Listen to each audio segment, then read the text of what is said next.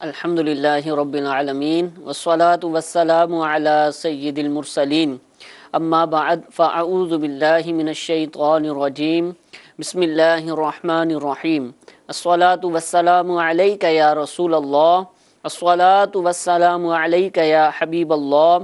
الصلاة والسلام علیک یا نبی اللہ وعلی آلک واصحابک یا نور اللہ۔ میٹھے میٹھے اسلامی بھائیوں، مدنی چینل کے ناظرین،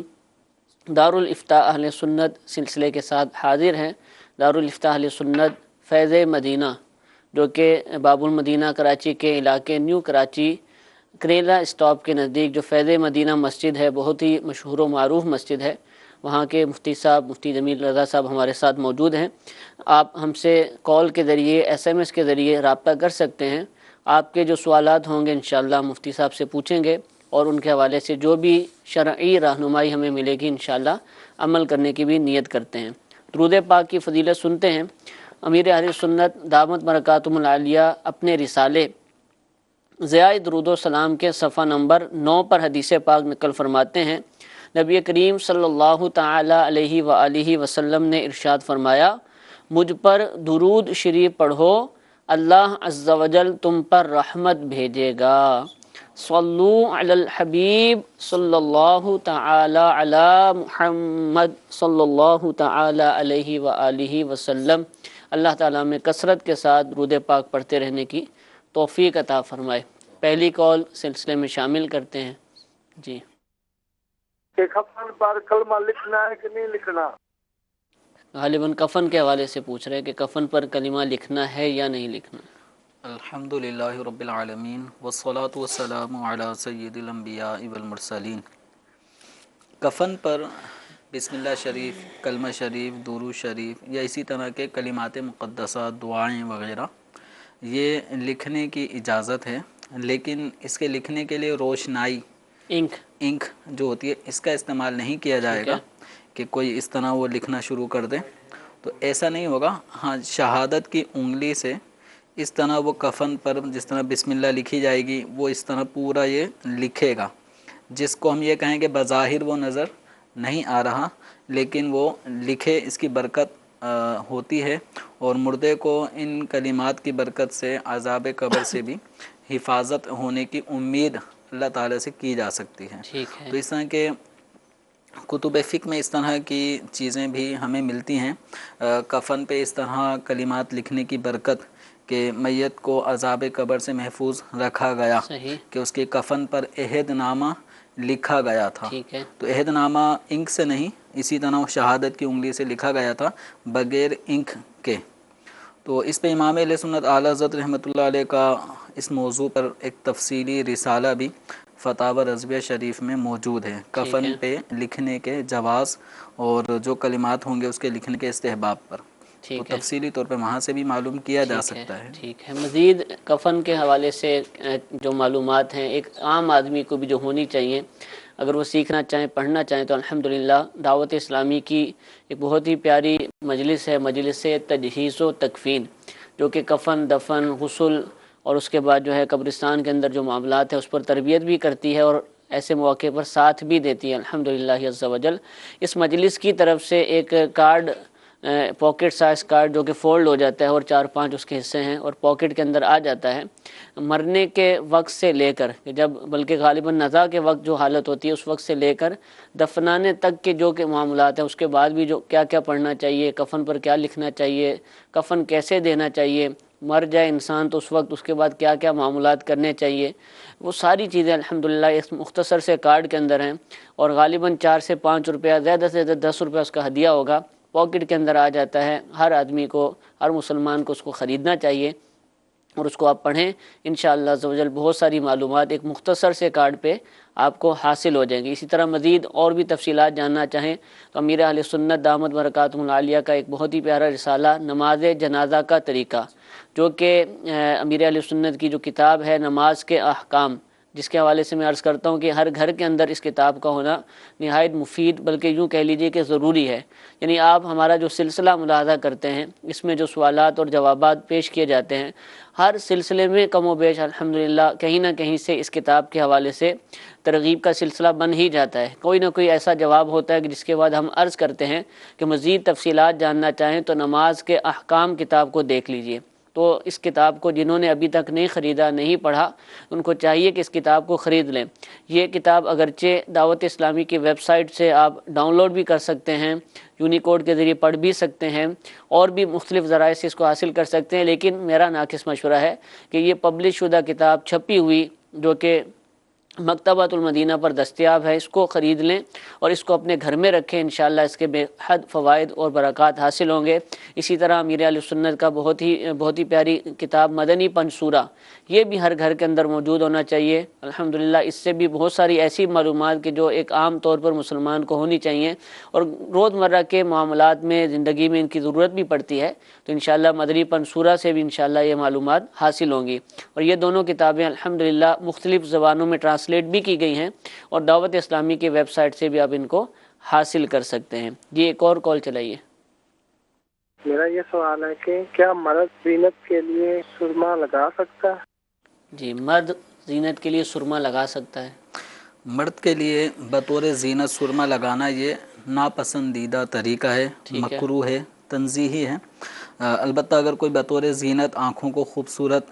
دکھنے کے لیے اگر لگاتا ہے تو گناہ گار نہیں ہوگا. ٹھیک ہے. البتہ اگر وہ یہ نیت کرے کہ رات کے وقت سرما لگانا نبی کریم صلی اللہ علیہ وسلم کی یہ سنت ہے, اس لیے میں یہ سنت ادا کر رہا ہوں,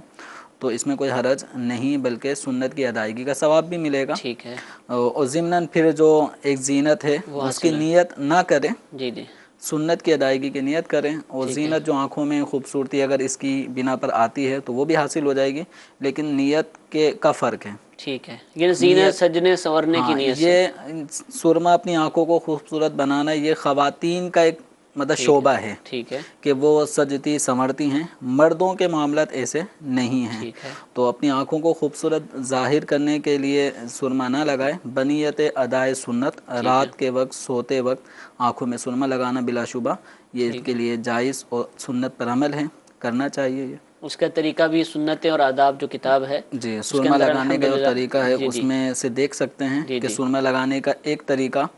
تو یہ ہے کہ تین سلائیاں, پہلے سیدھی آنکھ میں 3 سلائی لگائی جائے, پھر الٹی آنکھ میں 3 سلائی لگائی جائے. اور ایک طریقہ ہے کہ 2 سلائیاں سیدھی آنکھ میں اور 2 سلائیاں بائیں آنکھ میں لگائی جائے, اور اس کے بعد ایک سلائی کو سرمے والی کر کے پہلے سیدھی آنکھ میں پھیر لیں, پھر اسی کو ہی الٹی آنکھ میں پھیر لیں. اچھا یہ ارشاد فرمائیے کہ چھوٹے بچے شیر خوار بچے مدنی منع منیاں جو گود میں ہوتے ہیں یا تھوڑے بڑے بھی ہو جائیں ان کو بھی ماں باپ سرما لگاتے ہیں, وہ کیا نیت کریں گے اس وقت, ان کے پیش نظر کیا ہونا چاہیے؟ اب جیسے بچیاں ہیں تو یہ تو چونکہ بچیوں کے لیے لڑکیوں کے لیے زینت کا سامان ہے, ٹھیک ہے, تو بچیوں کو خوبصورت بنانا چاہیے, لیکن ان کی خوبصورتی کو مطلب عوام میں اس طرح لانا ہے کہ جس میں عام طور پہ بچوں کو نظر بھی لگ جاتی ہے. ٹھیک ہے. تو اتنا خوبصورت بچوں کو ہم پیش کرتے ہیں سجا سنوار کے کہ دیکھنے والے کے مطلب اس کو نظر بعض اوقات لگ جاتی ہے. بعض لوگ اس انداز میں بچے کو دیکھتے ہیں حیرت انگیز انداز میں کہ اتنا خوبصورت بچہ, تو پتہ چلا اس کے بعد ہی بچہ بیمار بھی ہو جاتا ہے. تو بالکل بچے کو کریں, لیکن ساتھ ہی ساتھ ان چیزوں کا بھی خیال رکھیں کہ نظر بد سے تحفظ بھی رہے. ایسے اوراد وظائف بھی کر سکتے ہیں. اس میں بچے لڑکے کو بھی اگر کوئی لگاتی ہیں تو چونکہ اس میں کوئی حرج اس حوالے سے نہیں ہے. ٹھیک ہے. کہ بچہ بسا اوقات اس کی آنکھوں کو خوبصورت کرنے کے لیے تھوڑا چونکہ بھویں بھی بعض اوقات نہیں ہوتی, بعض بہت کم ہوتی ہیں, تو تھوڑا وہ ظاہر کرنے کے لیے تاکہ چہرہ تھوڑا خوبصورت دکھائی دے, تو اس میں حرج نہیں ہے. ٹھیک ہے. اور واقعہ جب سرما لگائیں تو واقعتاً وہ سرما ہی ہونا چاہیے. 5 روپے 10 روپے کی ڈبیا جو عام طور پہ بازاروں میں مل جاتی ہیں, ضروری نہیں کہ ان کے اندر سرما ہی موجود ہو. تو اگر لگانا ہو تو معیاری اور اچھا سرما, بلکہ خود اگر مل جائے اصل جو اس کی ڈھیلی ہوتی ہے اس کو پسوا کر اگر استعمال کریں گے تو انشاءاللہ اس کے فوائد بھی حاصل ہوں گے, اور سنت کی نیت سے لگائیں گے تو انشاءاللہ اس کی مزید برکتیں ظاہر ہوں گی. کچھ میسیجز بھی سلسلے کے اندر شامل کرتے ہیں. سوال یہ پوچھا جا رہا ہے کہ شوہر غصے میں 3 بار طلاق بول دے تو کیا اس سے طلاق ہو جاتی ہے, اور اب کیا دوبارہ بھی نکاح کیا جا سکتا ہے؟ جنرل ایک پوچھا ہے اپنا تو مسئلہ اگر جاننے کوئی کے شخص غصے میں اپنی بیوی کو طلاق دے دیتا ہے نا، تو اب وہ لفظ طلاق کا استعمال کرتا ہے، میں تجھے طلاق دی طلاق دی طلاق دی، اس طرح بیک وقت 3 طلاقیں ایک ساتھ دینے سے تینوں واقع ہو جائیں گی، ٹھیک ہے اور اب یہ عورت اپنے شوہر کے اوپر حرام ہو گئی۔ ٹھیک ہے تو اس لیے اب یہ دوبارہ ایک ساتھ نکاح کر کے بھی نہیں رہ سکتے۔ ٹھیک ہے جو اس کے حلال ہونے کا ایک طریقہ ہے وہ باقاعدہ دارالفتہ اہل سنت سے یا مفتیان کرام سے رجوع کیا جائے تو وہ باقاعدہ پھر تفصیلی فتوے کی صورت میں ان کو بتا دیں گے۔ تو عام طور پہ یہ 3 طلاقیں ہونے کے بعد پھر یہ مرد عورتیں آپس میں اس سے کہ اب ہمارے چھوٹے بچے ہیں ان کا کیا بنے گا، تو مطلب رہ رہے ہوتے ہیں کہ کسی کو پتہ نہیں ہے، اللہ تعالیٰ معاف فرمانے والا ہے۔ یوں ایک شیطانی وسوسہ بھی بیچ میں آ جاتا ہے کہ اللہ تعالیٰ کی طرف سے معافی کی امید پر ایک گناہ میں پڑ جاتے ہیں۔ ٹھیک ہے تو لہذا طلاق ایک ایسی چیز ہے جب ہو گئی تو اب اس کے جو احکام ہیں ان کے مطابق عمل کیا جائے گا۔ 3 طلاقیں ہو چکی ہیں تو اب اس کو چھپانا، راز رکھنا اور یوں ہی ایک ساتھ زندگی گزارنا تو یہ حرام ہے اور جہنم میں لے جانے والا کام ہے۔ ٹھیک ہے۔ اچھا ایک مشورہ مانگا ہے یا مسئلے کے طور پہ پوچھ رہے ہوں گے، شرعی طور پر بھی آپ بتا سکتے ہیں کہ اس وقت کراچی کے اندر، باب المدینہ کراچی کے اندر مسجد کے خادم، مسجد کے امام صاحب اور مسجد کے مؤذن صاحب، ان کے مشارہ، ان کی تنخواہیں کتنی ہونی چاہیے؟ اس کا کوئی شرعی ضابطہ قاعدہ کلیہ ہے یا پھر جیسے تیسے جو سمجھ میں رکھ لی جائے؟ اس میں اول تو ان کی حاجت کو پیش نظر رکھا جائے، ٹھیک ہے تو صرف شہر کراچی ہی کا لیے نہیں، تو جہاں کہیں بھی اگر کوئی ہے تو ان کی حاجت کتنے اموال سے، کتنی مقدار سے پوری ہو سکتی ہے، ٹھیک ہے تو ان کی حاجت کو مد نظر رکھا جائے۔ اگر مسجد میں فنڈ کم ہے تو فنڈ بڑھایا جائے، اور جو مسجد کمیٹی کے افراد ہیں وہ تھوڑا سا اس معاملے میں کچھ آگے بڑھیں، اہم کردار ادا کریں، لوگوں سے مسجد کے اخراجات میں تعاون حاصل کریں، اور امام مؤذن ان کی حاجت کے پوری ہونے تک اتنی ان کی تنخواہ ہونی چاہیے۔ رہا ہے کہ کتنی ہونی چاہیے، تو اب اس میں یہ ہے کہ بعض علاقے بہت اسٹینڈرڈ اور ہائی لیول کے ہیں، تو ان کے فنڈز بھی بہت زیادہ آتے ہیں، وہاں کریانے کی دکان بھی مہنگی ہے، ٹھیک ہے، تو وہاں ہر چیز مہنگی ہے۔ ٹھیک ہے تو یوں امام کے لیے اب ہم کہیں کہ وہاں امام کی تنخواہ 10,000 روپے ہوگی، صحیح، تو یہ الگ میں تو بات، گزارا 10 نہیں میں ہو کیسے پائے گا۔ گزارا ہوگا؟ اس بیچارے کا وہاں آٹا دال چینی کے ریٹ ہی وہاں مہنگے ہوں گے۔ ٹھیک ہے تو اب ایک بالکل کمزور علاقہ ہے، وہاں پر ایک ہی شخص وہ امام بھی ہوتا ہے، وہی مؤذن بھی ہوتا ہے، وہی خادم بھی ہوتا ہے، وہ ہو بعض سکتا جگہ ہے سے بھی 15,000 میں بھی وہ سب چیزیں کر رہا مینج ہو، کر لے، خوشی سے کر رہا ہو، ٹھیک ہے تو اس کا اس میں پورا ہو جاتا ہوں۔ صحیح، تو اس لیے ہم کسی بھی جگہ کے اعتبار سے فکس نہیں کر سکتے ٹھیک ہے کہ یا یوں نہیں کہہ سکتے کہ اوور آل بس اتنا ہی ہونا چاہیے۔ پھر دوسرا اس میں کہ امام صاحبان کی اپنی بھی اہلیتیں ہوتی ہیں، ٹھیک کہ ہے بعض صرف قاری صاحبان ہوتے ہیں، وہ عالم دین نہیں ہوتے، ٹھیک ہے وہ مفتی نہیں ہوتے، ٹھیک ہے تو اس لیے ان کا لیول کچھ اور ہوتا ہے۔ پھر انہی کے مقابلے میں اگر کوئی عالم دین بھی ہے، وہ اچھا بیان بھی کرتے ہیں، تو ان کی گویا ڈیمانڈ بھی ہوتی ہے، ٹھیک ہے لوگ چاہتے ہیں کہ ہماری مسجد میں ایک خطیب اور امام لگیں، ٹھیک تو ہے ظاہر بات ہے پھر ان کے اخراجات اسی حساب سے ہوتے ہیں۔ ٹھیک ہے تو امام صاحب کی اہلیت اور جو مسجد ہے اس کے فنڈ وغیرہ کی آمدن یہ کتنی، ان سب چیزوں کو سامنے رکھ کر پھر ان کی اجرت مقرر کی جائے۔ ٹھیک ہے، اور علاقے کے اعتبار سے، عرف ہر علاقے کے اعتبار سے، اعتبار سے تھوڑا کم و بیش ہو سکتا ہے۔ لیکن اس حوالے سے جو محلے کے لوگ ہیں، مسجد کی کمیٹیز ہیں، ان کو غور ضرور کرنا چاہیے کہ کہیں ایسا تو نہیں کہ ہماری مسجد کے امام، مؤذن، جو خادمین ہیں یا دیگر مدنی عملہ ہے، ان کے مشاہرہ جات جو عرف سے ہٹ کر ہیں، کم ہیں، اور ان کی ضرورتیں پوری نہیں ہو پا رہی، تو اس حوالے سے لحاظ رکھنا چاہیے، اور جو بھی ایک صورت ممکن ہے، اچھی صورت ہے، وہ بنانی چاہیے۔ اور الحمدللہ اس حوالے سے دعوت اسلامی بھی بہت زیادہ اقدامات کرتی ہے۔ دعوت اسلامی کے ایک مجلس ہے، مجلس ائمہ مساجد، ہمارے وہ علاقے کے جہاں پر مسجد کا فنڈ، مدنی عطیات جو ہوتے ہیں، جو اس کا چندہ ہوتا ہے، وہ بہت زیادہ نہیں ہو پاتا، اور وہاں پر مسجد کے لیے جو مدنی عملہ ہے اس کا تقرر کرنا ایک مشکل معاملہ ہوتا ہے۔ امام رکھنا، خادم رکھنا یا مؤذن رکھنا، یا جس کی بھی حاجت ہے کہ محلے کے لوگ اتنا افورڈ نہیں کر سکتے، تو الحمدللہ دعوت اسلامی کی مجلس ائمہ مساجد، غالباً یہی مجلس جو ہے وہ اس حوالے سے بھی تعاون کرتی ہے، اور میری اطلاع کے مطابق کم و بیش اس وقت 1500 یا اس سے زائد ائمہ مساجد کو الحمدللہ دعوت اسلامی ماہانہ جو ہے وہ ان کے مشاہرہ جات الحمدللہ پیش کرتی ہے۔ تو آپ بھی دعوت اسلامی کا ساتھ دیجئے، اولاً تو اپنے علاقے کی جو مساجد ہیں ان کے امام مؤذن کی خیر خواہی کی ترکیب کیجئے، لیکن اس طرح بھی جس طرح کہ دعوت اسلامی الحمدللہ مدنی کام کر رہی ہے تو آپ بھی اس کا ساتھ دیجئے، اپنے مدنی عطیات دیجئے، انشاءاللہ آپ کے مدنی عطیات اس انداز سے بھی دین کے معاملے میں خرچ ہوں گے۔ جی ایک اور کال چلائیے۔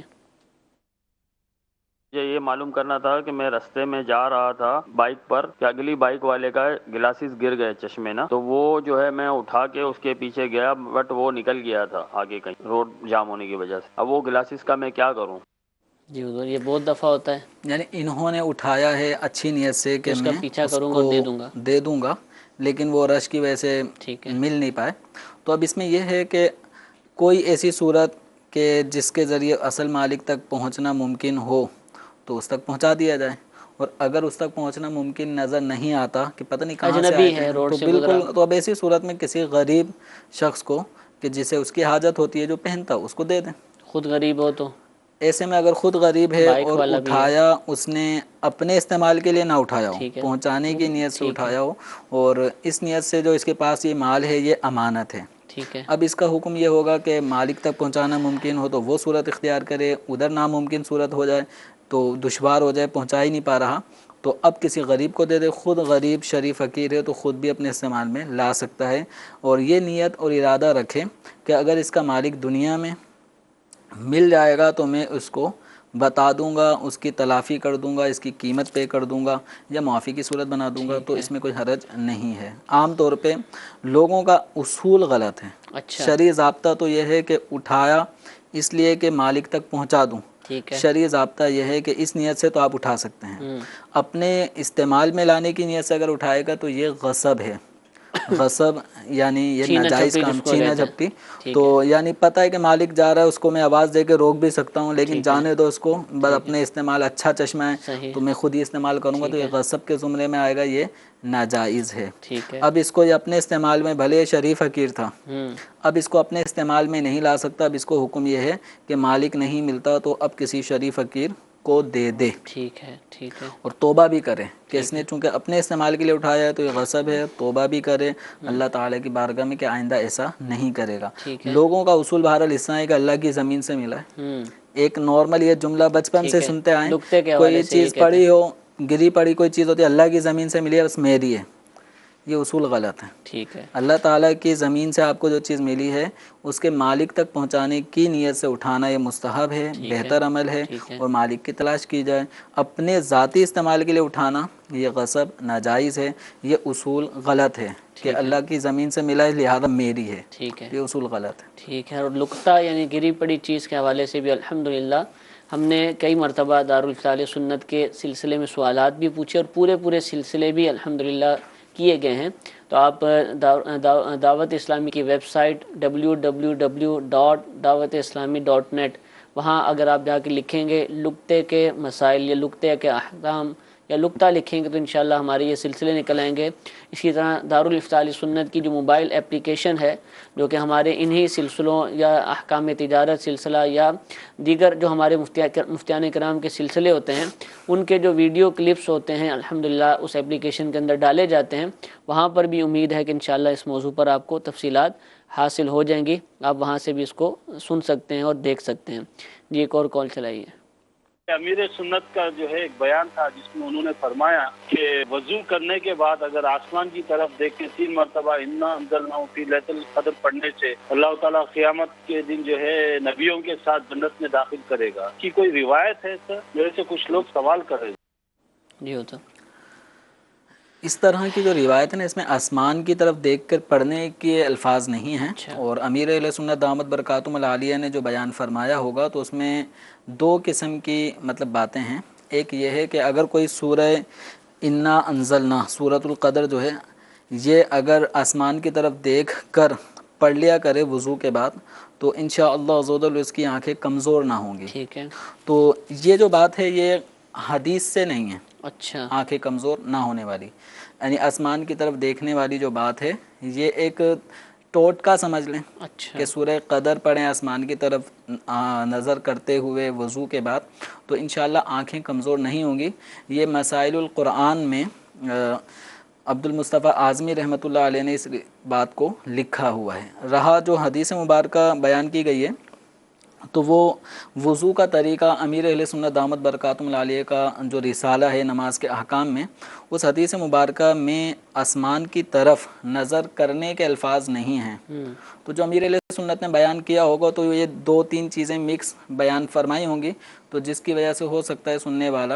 تھوڑا وہ ہو گیا ہو۔ تو جو ان کا سوال ہے کہ جس میں حدیث مبارکہ ہے، تو یہ کنز العمال شریف کی حدیث مبارکہ ہے، جس میں نبی کریم صلی اللہ تعالیٰ علیہ وآلہ وسلم کا یہ فرمان ہے کہ جو وضو کے بعد ایک مرتبہ سورہ قدر پڑھے تو صدیقین میں شمار ہوگا، سبحان اللہ۔ اور وضو کے بعد اگر کوئی 2 مرتبہ سورہ قدر پڑھے تو شہداء کے زمرے میں شمار کیا جائے گا، اور اگر 3 مرتبہ پڑھتا ہے وضو کے بعد تو پھر قیامت کے دن میدان محشر میں اسے انبیاء کرام کے ساتھ اللہ تعالیٰ رکھے گا،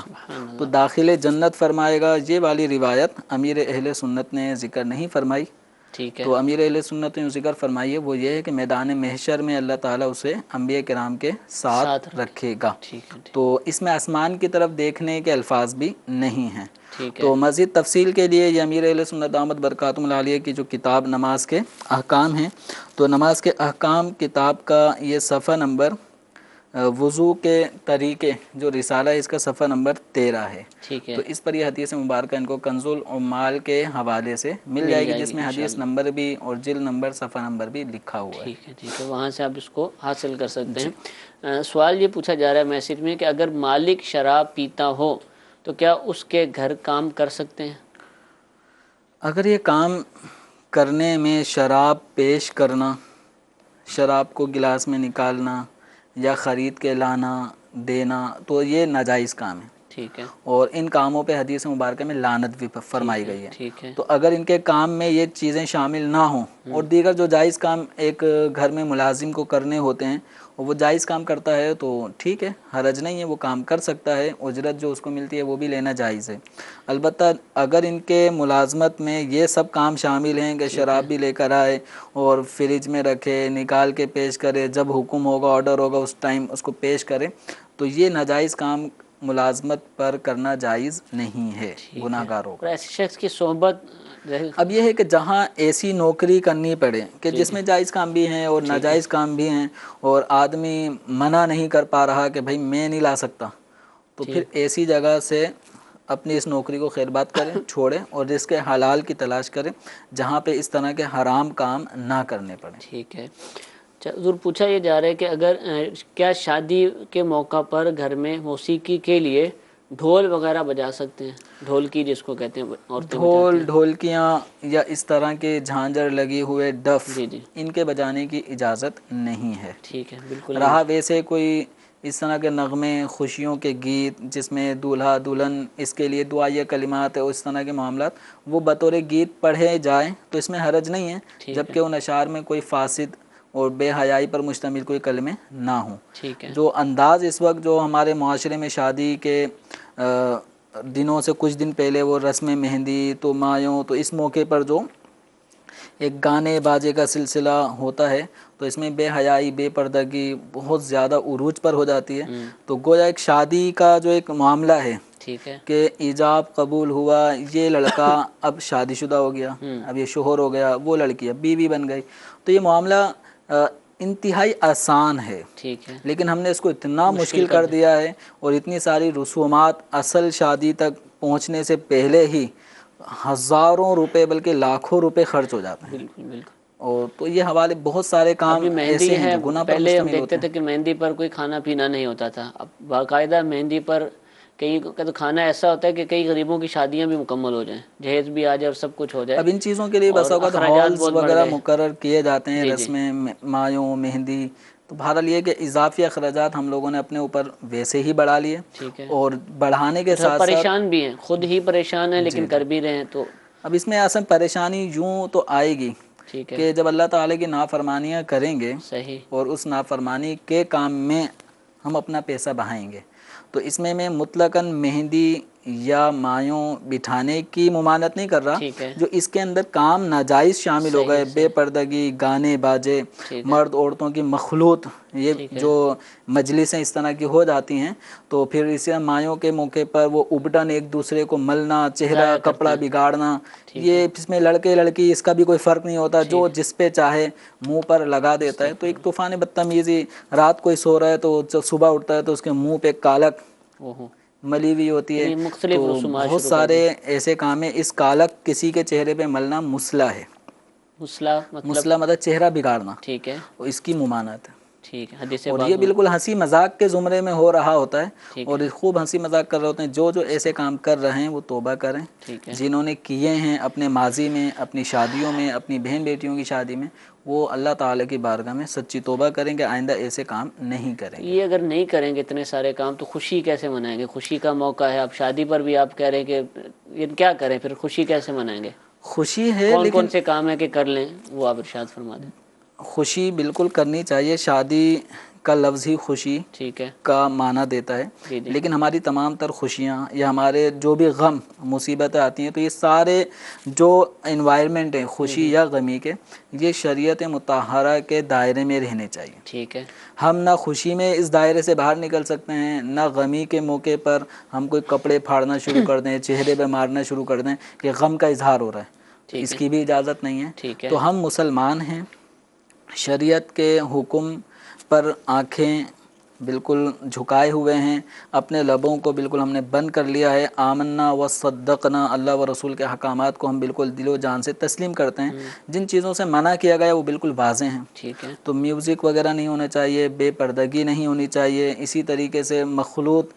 جو مجلسیں ہو جاتی ہیں جس میں لڑکے لڑکی ایک دوسرے کو چھیڑ چھاڑ، ہنسی مذاق سب کچھ ہو رہا ہوتا ہے، اس کی اجازت نہیں دی جائے گی۔ ٹھیک ہے، خوشیاں ہیں، لیکن ہماری خوشیاں یہ اس طرح بے حیائی اور گناہوں بھرے کاموں سے خالی ہونی چاہیے، ٹھیک ہے، شریعت کے تابع ہونا چاہیے، جو شریعت بھی کتابیں ہوں۔ جہاں اس کے لیے ایک بہترین میرا مشورہ یہ ہے، دعوت اسلامی کی جو مکتبۃ المدینہ ہے اشاعتی ادارہ، اس کی ایک تالیف ہے سنت نکاح، سنت نکاح، یہ ٹھیک ہے، پاکٹ سائز میں مل جاتا ہے، بڑے ٹھیک ہے، سائز میں بھی مل جاتا ہے، غالباً کوئی 68 یا اس سے کچھ اوپر اس کے صفحات ہوں گے۔ ٹھیک ہے، تو یہ ہے ہی رسومات اور ٹھیک شادی بیاہ ٹھیک کے جو معاملات ہیں، ان میں شرعی حوالے سے کن کن چیزوں کی اجازت ہے، کن کن چیزوں کی ممانعت ہے، اس کو پڑھیں۔ ٹھیک ہے، اسی طرح مفتی احمد یا خان نعیمی رحمۃ اللہ علیہ، ان کی بھی ایک کتاب ہے، تو بہت ہی پیاری کتاب، اس وقت نام زندگی، اسلامی زندگی۔ تو اسلامی زندگی جو کتاب ہے، اس میں ہمارے خوشی غمی کے جو بھی معاملات ہیں، رسومات کسی ہوتی بھی ہیں، شخص کے بچپن سے لے کے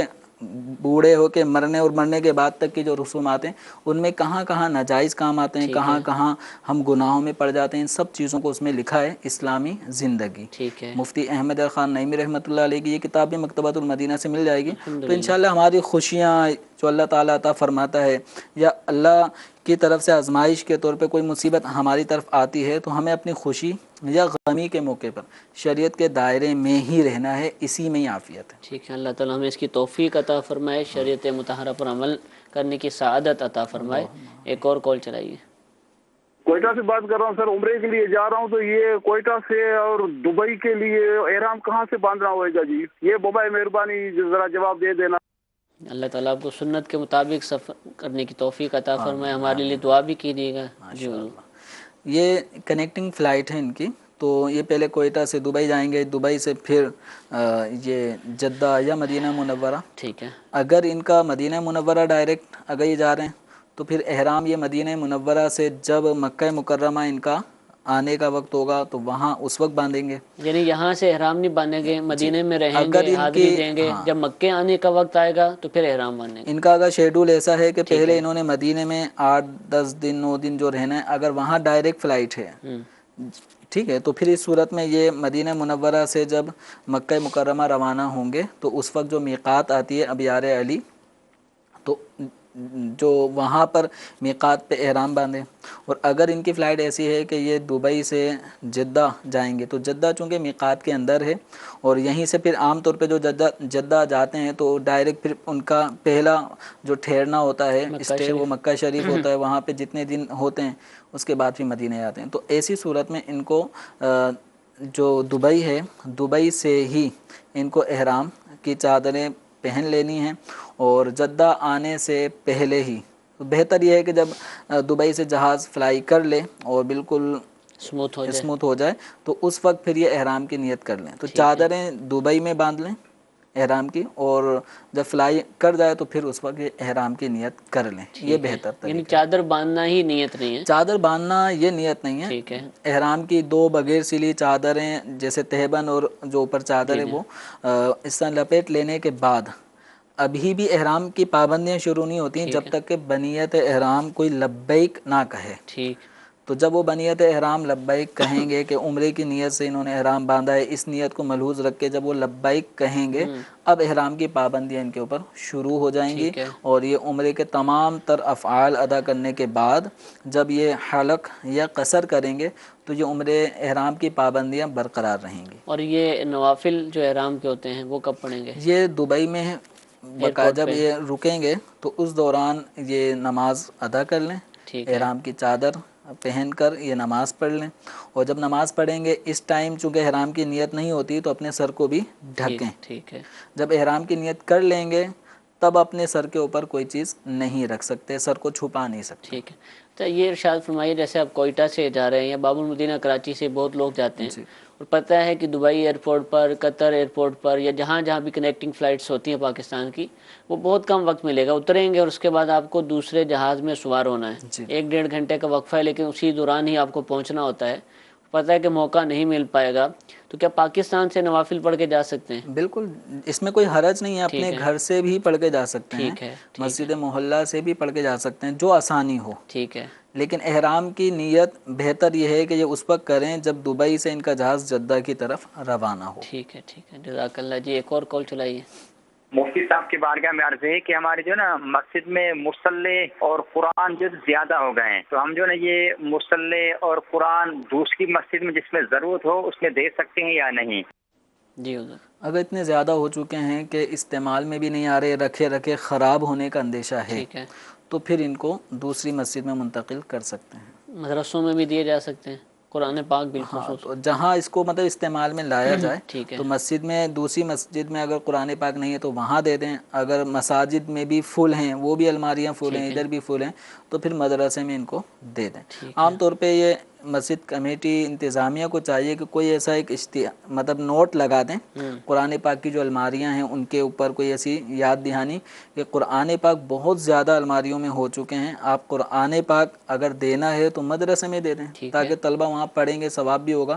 ورنہ یاد رکھیں قرآن پاک عام طور پہ لوگ گھروں میں بھی نہیں پڑھ رہے، مساجد میں بھی لوگ نہیں پڑھ رہے، اور الماریاں بھری پڑی ہیں 30 سپاروں سے بھی. وہ اسی قرآن پاک نئے نئے رکھے ہوتے ہیں، وہ ماہ رمضان میں کچھ یوز ہوتے ہیں، پڑھنے میں آتے ہیں، بقیہ پورے سال وہ قارئین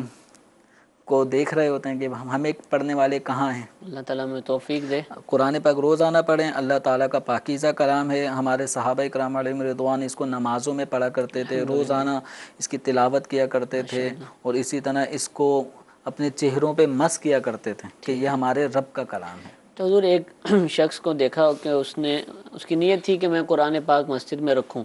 جس مسجد میں رکھنے تھے وہاں جیسا کہ آپ فرما رہے ہیں کہ قرآن پاک ہوتے ہیں اور پہلے سے ہی موجود تھے. انہوں نے یہ نیت کی کہ میں یہ سارے جتنے پرانے رکھے ہوئے ہیں ان کو نکال لیتا ہوں اور ساری مسجد میں نئے قرآن پاک کے نسخے رکھ دیتا ہوں اور ان کو ٹھنڈا کروا دیتا ہوں. تو اگرچہ ان کو جو بھی تھا اس وقت عرض کر دی تھی مسئلہ کیا ہے. ایسا ہو سکتا ہے کئی لوگ کرنے کی نیت کرتے ہیں اور کرتے بھی ہوں، یا کسی نے مسجد بنوائی ہے اور خود ہی اس کے دیکھ بھال کرتا ہے، تو اب وہ جب اس کا دل کرتا ہے قرآن پاک رکھ لیتا ہے، جب دل کرتا ہے نئے لے آتا ہے. تو ایسا کیا کر سکتے ہیں؟ اس میں جو قرآن پاک لوگوں نے مساجد میں رکھوا دیے ہیں تو اور وہ قرآن پاک بھی پڑھنے کے قابل ہیں، پڑھنے میں آ رہے ہوتے ہیں، تو اب ان قرآن پاک کو مطلب منتقل کر کے نئے قرآن پاک اپنے لے کر آنا چاہتے ہیں تو یہ طریقہ درست نہیں ہے. تو جن لوگوں نے قرآن مسجد میں پڑھنے کے لیے دیے ہیں تو اب ان کو کسی دوسری مسجد میں ضرورت کے مطابق وہ رکھے ہوئے ہیں تو اب ان کو آگے نہیں پہنچائیں گے. جہاں بہت زیادہ ضرورت سے زائد ہو چکے ہیں تو اب یہاں رکھے رکھے ان کے بوسیدہ ہونے کا اندیشہ ہوتا ہے، تو اب دوسری مساجد میں منتقل کریں. یہ جو اپنی مساجد میں اگر درجنوں قرآن پاک نئے لا کے رکھنا چاہ رہے ہیں اور جب کہ پہلے سے موجود ہیں تو ان کو چاہیے دوسری مساجد کی طرف جہاں قرآن پاک کی ضرورت ہے یا طلباء کرام ہیں، حفاظ کے جو حفظ والے جو طلباء ہوتے ہیں، ان کو ضرورت پڑتی رہتی ہے کہ ایک ہی قرآن پاک میں پڑھتے پڑھتے وہ صفحات شکستہ ہونے شروع ہو جاتے ہیں، تو پھر انہیں دوبارہ ضرورت پڑ رہی ہوتی ہے۔ تو اس طرح جو مدارس المدینہ ہیں یا آپ کے علاقے میں کوئی بھی اہل سنت و جماعت کا مدرسہ ہے، وہاں طلباء کو پیش کریں۔ اچھا، ایسا کر سکتے ہیں کہ جیسے درس نظامی یعنی عالم کورس کے طلبہ ہیں، ان کو دیگر کتابیں یا چلے تفسیر قرآن ہی دلوا دیں، کئی ایسے ہوتے ہیں لینا چاہتے ہیں لیکن لے نہیں پاتے، بالکل تو وہی قرآن بھی آ جائے گا اور تفسیر بھی آئے گی اور پڑھے گا بھی۔ صراط الجنان ہے، جی بہت ہی شاندار اردو میں عام فہم آسان سلیس اردو میں لکھی گئی، گویا ایک دعوت اسلامی کی طرف سے تحفہ امت مسلمہ کے لیے، تو یہ خود بھی پڑھیں، اپنے گھر میں بھی اس کا سیٹ رکھیں، اور جو شائقین علم ہیں طلباء کرام ہیں، ان کو تو باقاعدہ ان کے لیے تو پڑھنے کی چیزیں ہیں کہ یہ قرآن پڑھیں گے، سیکھیں گے اور امت تک رہنمائی پہنچائیں گے، تو ان کو دیں۔ اب غالباً اس کا جو ہدیہ ہے وہ اس وقت 3000 سے کچھ اوپر ہے، تو بالکل یہ اگر ہم اپنے مرحومین کے اصالہ ثواب کے لیے قرآن پاک خرید کے طلباء کرام کو پیش کریں گے تو انشاءاللہ وہ قرآن سے سیکھیں گے، عمل کریں گے، اور جن چیزوں کا ثواب مرنے کے بعد بھی آدمی کو ملتا ہے ان میں سے ایک ہے قرآن، ٹھیک ہے، جو آدمی چھوڑتا ہے۔ ٹھیک ہے، اور قرآن پاک اور تفسیر سیرات الجنان الحمدللہ ابھی بھی مکتبۃ المدینہ پر دستیاب ہے، اور عنقریب انشاءاللہ، کیونکہ ابھی تب یہ لکھی جا رہی تھی تو اس کی ایک ایک جلد کر کے الگ سے شائع کی گئی، تو اس کی ایک الگ ہی انداز ہے، لیکن عنقریب انشاءاللہ عز و جل ایک معیاری انداز ہوتا ہے کہ تمام جلدوں کو ایک ہی طرح کی زینت کے ساتھ، خوبصورتی کے ساتھ پیش کیا جاتا ہے، انشاءاللہ عنقریب ہی مکتبۃ المدینہ پر دستیاب ہوگی، اور بہت ہی عمدہ کاغذ کے اندر انشاءاللہ اس کو پیش کیا جائے گا۔ اس کے علاوہ الحمدللہ مکتبۃ المدینہ کے شائع شدہ قرآن پاک بھی الحمدللہ دستیاب ہوتے ہیں، اور الحمدللہ پچھلے کچھ دنوں سے الحمدللہ مکتبۃ المدینہ پر جو بین الاقوامی معیار کے مطابق قرآن پاک کے نسخے الحمدللہ ہم دیکھتے ہیں، وہ بھی الحمدللہ مکتبۃ المدینہ سے آپ کو حاصل ہو سکتے ہیں، چھوٹے سائز میں بھی ہے اور بڑے سائز میں بھی ہے، اور جو مکتبۃ المدینہ کی مجلس ہے اس کا جو شعبہ ہے قرآن پاک کے حوالے سے، وہ اور بھی بہت سارے اقدامات کر رہا ہے، اور مختلف سائزز کے انشاءاللہ عنقریب ہی آپ قرآن پاک کے نسخے دیکھ سکیں گے۔ جو تفسیر سیرات الجنان ہے اس کے حوالے سے بھی انشاءاللہ آپ کو خوشخبری ملے گی، اور جو معرفت القرآن ہے جو لفظی ترجمے والا قرآن پاک ہے انشاءاللہ یہ بھی مختلف انداز سے عنقریب مکتبۃ المدینہ پر دستیاب ہوگا، آپ اس کو بھی حاصل کر سکتے ہیں۔ اور آخری سوال ہے، اور 1 منٹ سمجھ لیجئے کہ کیا شوہر اپنی بیوی سے پوچھے بغیر اپنے ماں باپ کو پیسے وغیرہ دے سکتا ہے، ان کا مکان بنوا سکتا ہے؟ سوال پیدا ہوتا ہے۔ دیکھیں، شوہر کی اپنی کمائی ہے، ٹھیک ہے، وہ اپنے ماں باپ کو پیش کر رہا ہے، تو اس میں اس کو اپنی بیوی سے پوچھنے کی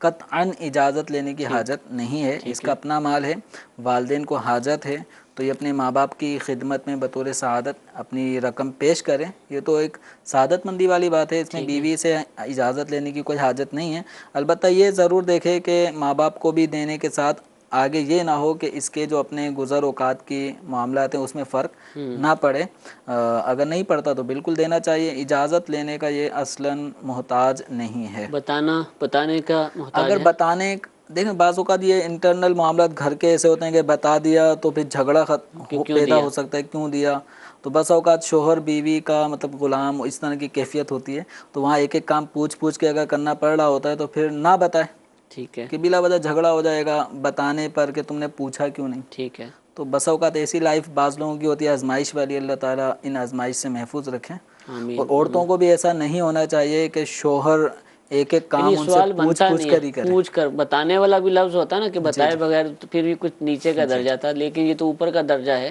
کہ پوچھے بغیر دے سکتا ہے یا نہیں دے سکتا، یہ تو عورت کو بہرحال اپنے اوپر غور کرنا چاہیے کہ اس کی ایسی صفت ہے کہ شوہر اس کے شر سے ڈر رہا ہے، تو یہ اچھی بات نہیں ہے ان کے لیے۔ اللہ تعالیٰ محفوظ فرمائے۔ میٹھے میٹھے اسلام بھائی، سلسلہ آپ نے ملاحظہ فرمایا، الحمدللہ مختلف موضوعات پر مفتی صاحب نے شرعی رہنمائی عطا فرمائی۔ آپ اس سلسلے کو جو آپ نے دیکھا انشاءاللہ ریپیٹ ٹیلی کاسٹ جب ہوگا غالباً کل دن 12 بجے آپ اس کو دیکھ سکیں گے، تو آپ اس کو دوبارہ دیکھنے کی بھی نیت فرمائیے۔ انشاءاللہ کل بھی دارالافتا سنت کا سلسلہ اسی وقت یعنی 6:55 50 منٹ پر انشاءاللہ آپ پاکستانی اوقات کے مطابق دیکھ سکیں گے. اس کو بھی دیکھنے کی ابھی سے نیت فرما لیجئے، انشاءاللہ اس کا بھی برکتیں اور ثواب حاصل ہوگا. اللہ تعالی ہم سب کو عمل کی توفیق عطا فرمائے. آمین بجاہ النبی الامین. صلو علی الحبیب صلی اللہ تعالی علی محمد صلی اللہ علیہ وسلم.